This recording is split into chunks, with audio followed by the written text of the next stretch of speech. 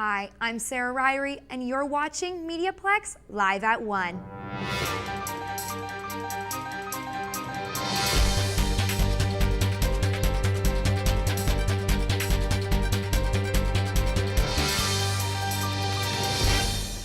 In breaking news, the Ambassador Bridge has secured the environmental approval to build a new 6-lane crossing connecting Canada and the U.S.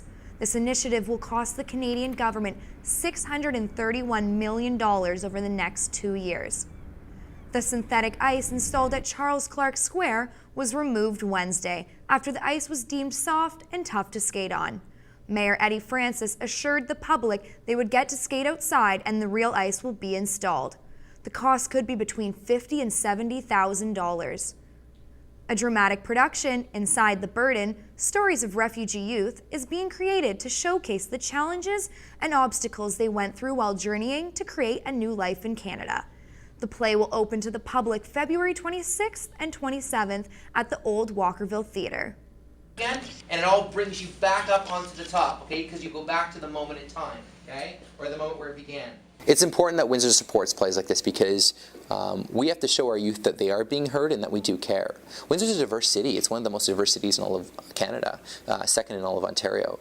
And if we have this diversity in our city, we need to support that and show that everyone is welcome and that we are willing to extend our hands and our hearts to what they're saying in their message. The groundhog decided to keep the cold coming last week, sending Windsorites back into the battle against winter. Pet owners are advised to keep their pets indoors during the temperature drops. But what about for the animals who aren't house-friendly? Haley Trelow reports on how you can keep your outdoor pets safe from Mother Nature. For some Windsorites, winter is nothing a shovel and some salt can't handle. For pet owners, however, winter can be a dangerous threat if they're not careful. You have snow on your face. Doreen Lyles has owned horses for 40 years. She says her biggest fear going into this winter was losing one of her older horses. Our horses are very old. Red, he has arthritis in one leg, and so we were really worried about him because he was actually in the fall limping quite a bit, and we wondered how he would make it through the snow. Her veterinarian, Dr. Robert Featherston, says the season is tougher on older animals, but with proper care, their chances could strengthen. We see a lot of old animals not able to make it through the winter. The wind chill takes a lot of the heat away from the animal very quickly. Each animal has a different thickness to its fur coat, something that gives it tolerance to the weather for a period of time. Featherston says the coat is not enough. So we must remember that through evolution we've domesticated essentially wild animals and they've become very dependent on our homes. The ones in the wild, they're used to curling up in a sheltered area underneath a trunk, keeping each other warm, where in fact our dogs and domestic cats cannot weather the outdoors quite as well as the wild ones. Like humans, animals need food and water so their bodies can fight better against the cold.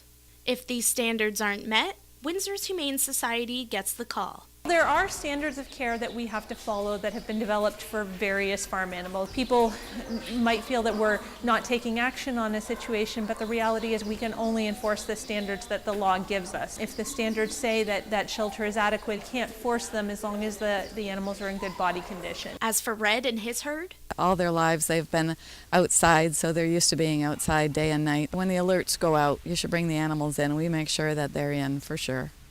Keep in mind, whenever you can feel the cold through your coat, chances are they can too.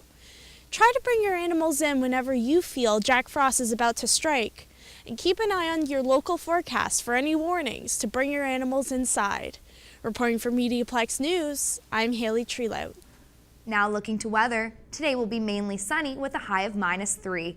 Tonight we will see cloudy periods with the temperature dropping to -7, and tomorrow will be partly cloudy with a high of -3.